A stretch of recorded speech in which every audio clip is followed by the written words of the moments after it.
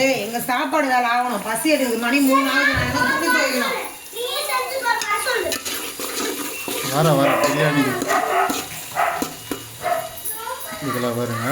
பட்டை, கிராம்பு, பச்சை மிளகா, வெங்காயம், நெய், இது வந்து பிரியாணி பூ எல்லாமே இருக்குது. தக்காளி, புதினா, சிக்கனு, ரைஸு, லெமனு, இஞ்சி, பூண்டு, அதுக்கப்புறம் வெறி மிளகாத்தூள், சிக்கன் மசாலா. இது பேர் வந்து கஜகஜா. கசகசாவோட வந்து முந்திரி வர போடுறோம். அது முந்திரியாவோட வந்து கசகசா போட்டுக்கிறோம். அதுக்கப்புறம் முந்திரி தண்ணியில் வச்சு கொஞ்சம் ஊற வச்சுருக்குது வந்து நல்லா வதங்கட்டும். அதுக்கப்புறம் அடுத்தது போட்டுக்கிட்டே இருக்கும். ஆனியன் பச்சடி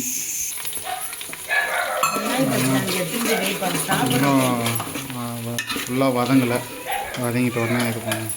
லைட்டாக சால்ட்டு போடக்கூடாது. கல் உப்பு போட்டால் கொஞ்சம் டேஸ்ட் நல்லாயிருக்கும். வெங்காயம் நல்லா வதங்கிடுச்சு. எப்படி இருக்குது பார்த்தீங்களா?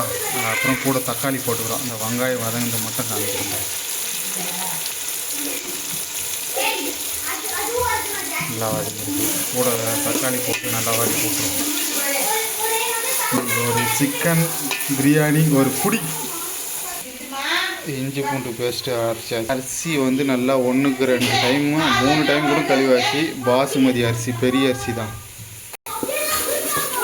எல்லாம் எடிட் பண்ணி போடுவாங்க. நம்மளுக்கு அது எடிட் எல்லாம் ஒன்றும் தெரில. எல்லாம் ஷார்ட்டாக போகிறோம். நம்ம பெரிய வீடியோவாக வருது. பார்க்கட்டும். பார்க்காம விட்டு போட்டோம். தக்காளி நல்லா வதங்கிச்சு. இஞ்சி பூண்டு பேஸ்ட் அரைச்சிது.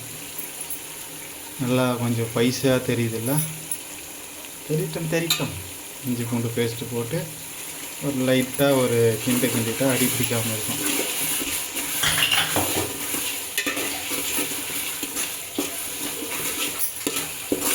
நல்லா மிக்ஸ் பண்ணிட்டாக்கா லெஃப்ட்டு ரைட்டு போட்டு ஒரு கிண்டு தலைமால் அடிக்கிற மாதிரி அடித்தா இதில் வந்து பார்த்திங்கன்னா மிக்சியில் வந்து கசகசாவும் முந்திரி இருக்குது. லைட்டாக ஒரு பேஸ்ட் மாதிரி அரைச்சிக்குவோம். கொத்தமல்லி, புதினாவும் போட்டாச்சு. போட்டு 2 கிண்டிக்குவோம். இது கசகசாவும் முந்திரியும் மிக்சியில் போட்டு அரைச்சிது. அப்படியே அந்த பிரியாணியில் ஊற்றியாச்சு. இது இன்னும் ஒரு புது மாடல் டேஸ்ட்டாக பார்ப்போம். அம்மன் அப்படியே பிஞ்சிரும். அதில்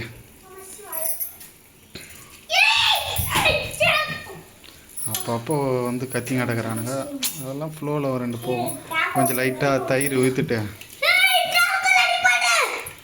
தயிர் கொஞ்சம் ஊற்றியாச்சு. அப்படியே தலையில் மிக்ஸ் பண்ணுற மாதிரி ஒரு 2 அடி லபன்னு அடித்து பாயாசம் மாதிரி இருக்குது. நல்லா வதங்குது. அப்புறம் பிரியாணி மசாலா, கரம் மசாலா, பிரியாணி மசாலா போட்டாச்சு. அடுத்தது வெறி மிளகாத்தூள், சில்லி, ராவா சில்லி,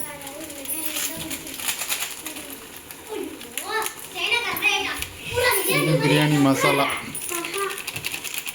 ஒரு பாக்கெட்டு போட்டு எல்லாம் சாப்பிட்டா வயிறு எப்படி எரியும்? கட எரிகிற மாதிரி தலைமலை 3 அடி அடிக்கிற மாதிரி நல்லா 2த்தையும் போட்டு மிக்ஸ் பண்ணிக்குவோம். வடை பஜ்ஜிக்கு மாவு இருக்கிற மாதிரி இருக்குது. அது எப்படி பார்த்தீங்களா? தோசைக்கு சட்னி அரைச்சி வச்சுக்கிற மாதிரி இருக்குது. அப்படியே மைல்டாக எடுத்து அப்படியே போட்டுக்குவோம். ஒரு பீஸாக. பெரிய பீஸாக தான் வாங்கின்னு வந்துக்குது. ஏன்னாக்கா சின்ன பீஸுன்னு பிரியாணிக்குன்னு சொல்லி வாங்கிடுது. லெக் இருக்கா? அப்படியே அது சிக்கன் வந்து கொஞ்சம் லைட்டாக அதில் வந்து ஊறிச்சுன்னா உப்பு கொஞ்சம் காரெல்லாம் கொஞ்சம் அதிகம்.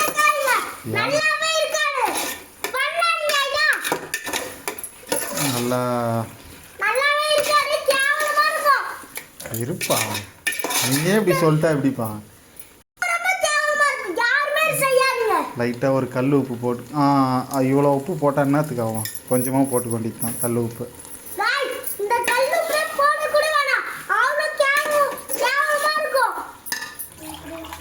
சிக்கன் நல்லா வேகத்துக்கு அவசரம் ஒரு 3 கிளாஸ் தண்ணி நல்லா ஊற்றிடுவோம். சிக்கன் வேகணும் இல்லை.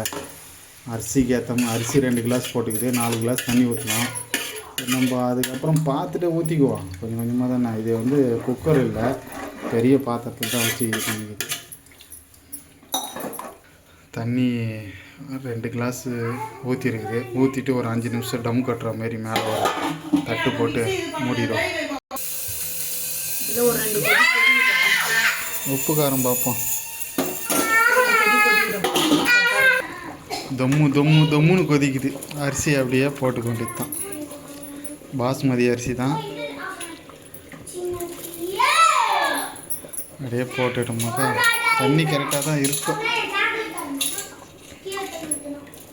அரிசி போட்டாச்சு.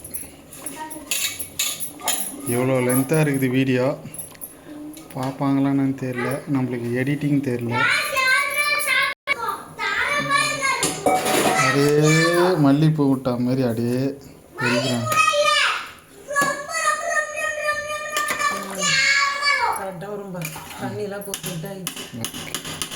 பிரியாணி முடிஞ்சாச்சு. நல்லா ஸ்பைசியாக வெந்திருக்கு.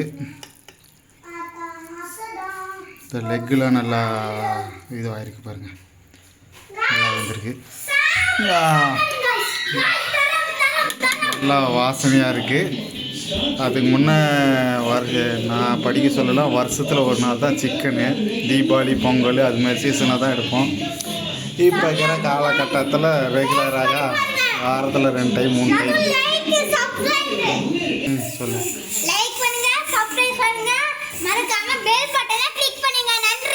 சாப்பிட்டு எப்படி இருக்குதுன்னு சொல்கிறேன். ஓகே பாய், மீண்டும் அடுத்த வீடியோவில் சந்திப்போம். டேஸ்ட் பண்ணி பார்ப்போம் எப்படி இருக்குதுன்ட்டு.